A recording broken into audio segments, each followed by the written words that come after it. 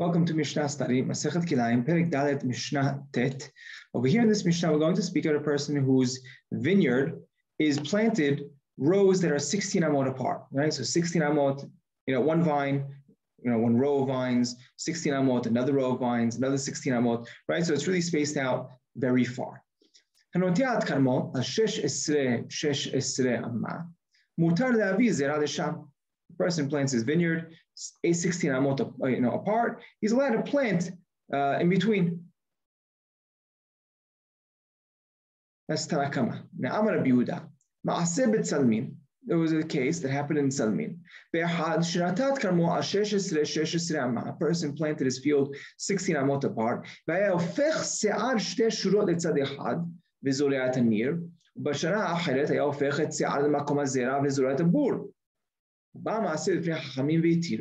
So what would happen? The person had his vineyard was planted, 16 amot in between the rows of the vines.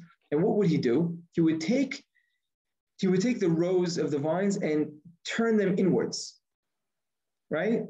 That way he leaves a total empty space of 16 amot, right? Which was we would call the near. Near is plowed land, and I'll go ahead and he's allowed to plant all of it, right? Rambam in the Mishna Torah says he has to distance 6 amot, 6 tefachim, and he could plant everything in between the rest. You don't have to distance 4 amot, right? It's enough to just do, as we just said, just distance 6 tefachim. And then, the next year, he would just flip it in the opposite direction. Right, so this way it allows for him to, go ahead and maximize on, his space, his area, and he doesn't have to distance much at all. Right, that's the case that happened, and they were matir. And Rabbi Meir, Rabbi Shimon omrim, afanoteat karmo shmone amot mutar.